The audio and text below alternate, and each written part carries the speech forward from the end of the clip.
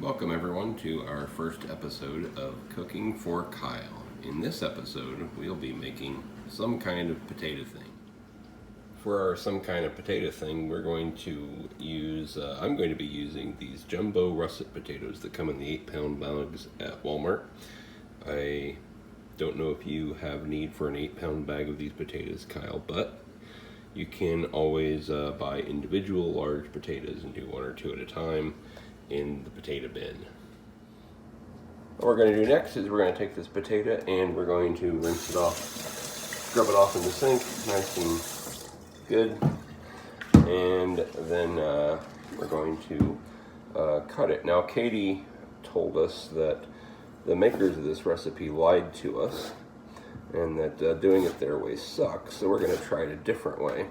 They said to cut it just and leave the bottom together, but we're not going to do that.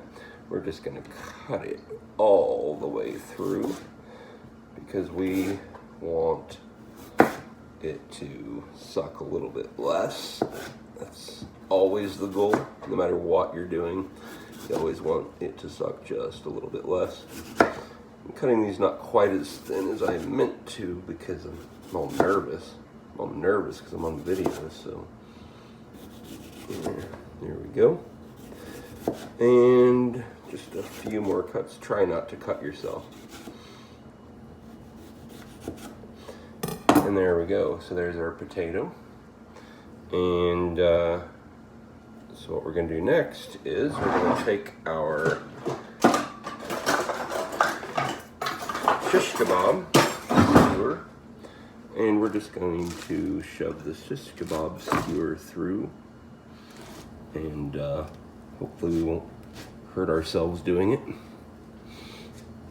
I don't know if any of this is going to work. I'm just trying. So we're going to put it on a shish kebab, and then we're going to try to spread these out a little bit and give ourselves some room to work with in between the different little wedges. Kind of fan them out a little bit like that.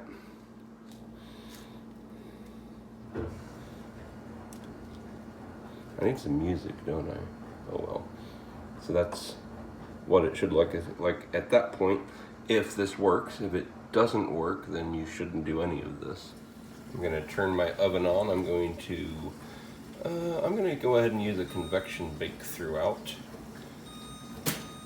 I'm going to go 425 at a convection bake and see how that works out for us. If you don't have a convection bake oven, just go ahead and use 425 without convection. It'd be fine. It'd be fine, sure. You know, it's fine. Next, I'm going to just get a pie pan out. Just a little plastic pie pan. I'm going to put a stick of butter in it, and I'm going to stick it in the microwave for, I don't know, about a minute, maybe 30 seconds.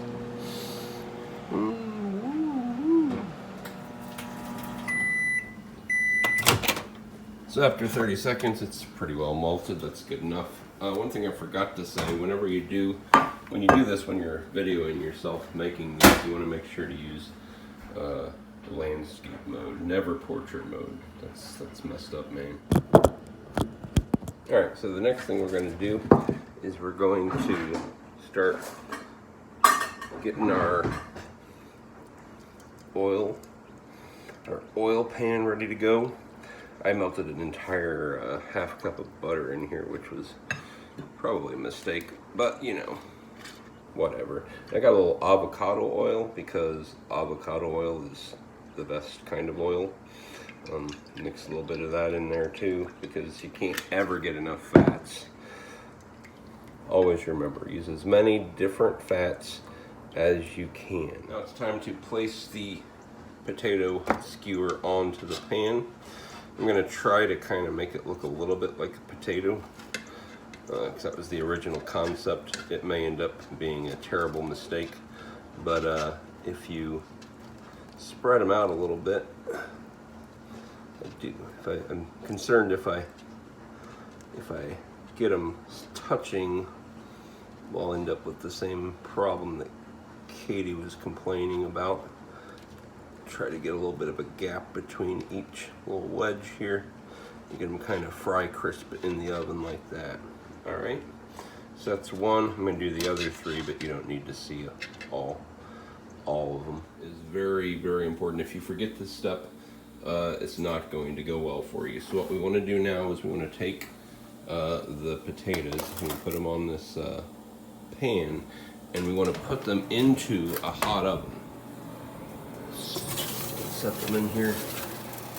I got it on convection, so it doesn't matter which rack I'm going to use, and then I'm going to set a timer for 40 minutes because that's how long the original recipe called. We'll check it at 40 minutes and see what's up. So your potatoes are in the oven and you're waiting for them to cook, and so there's an optional step you can take at this point while you're waiting for them to cook. It's not completely necessary, but it will help.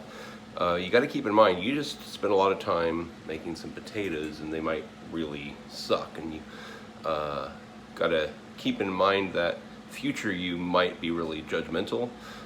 So what we want to do is want to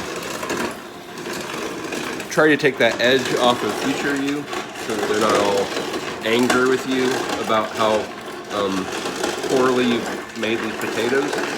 So what I do is I like to get a little bit of crushed ice, and then I recommend Jameson, but really any kind of Irish whiskey will be okay for this. It's got to be Irish. I mean, we're not animals, right? So just pour a little bit of this into the glass, and while you're waiting for that potato alarm to go off, you just sip a little bit of this, and honestly, no matter how the potatoes come out, you're going to be okay with it.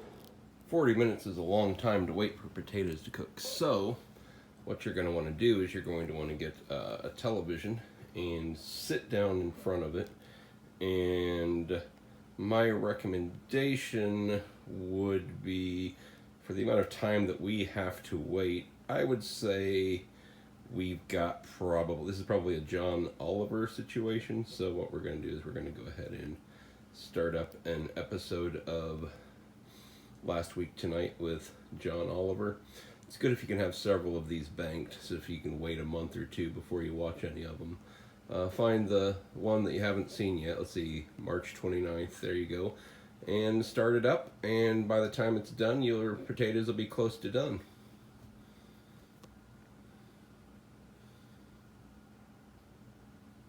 Eat together in public, or go to work in an office, or take an intimate boat trip with their two best friends to kill their third best friend.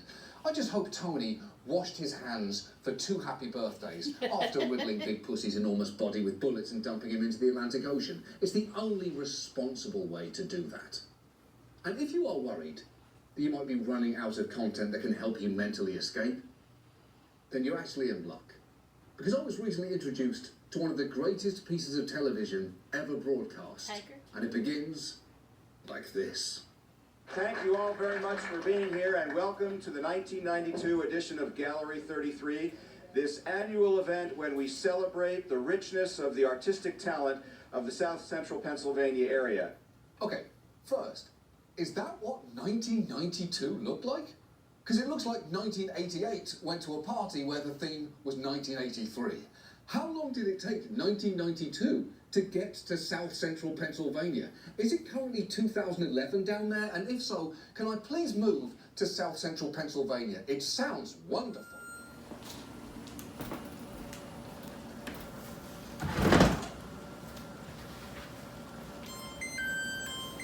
All right, so here the alarm went off, so that's what we got. I would say that's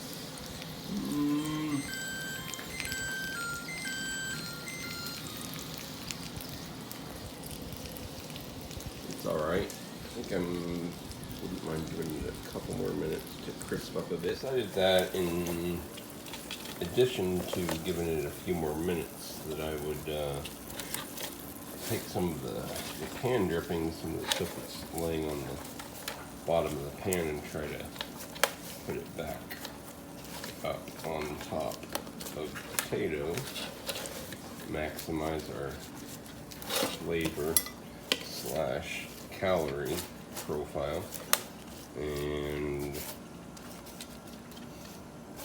let's stick it back in for maybe 5 or 10 more minutes and go from there. Let's see what we got here.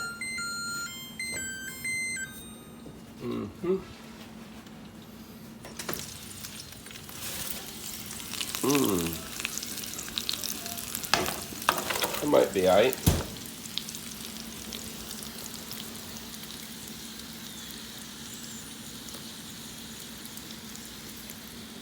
Trying to decide. So I went 40 minutes at 425 on convection, which is like 450 on not convection, and then I went another 8 minutes. You know what? I'm gonna baste one more time and put that in for just a couple more minutes. I suppose I should hold the camera where you can see what I'm doing.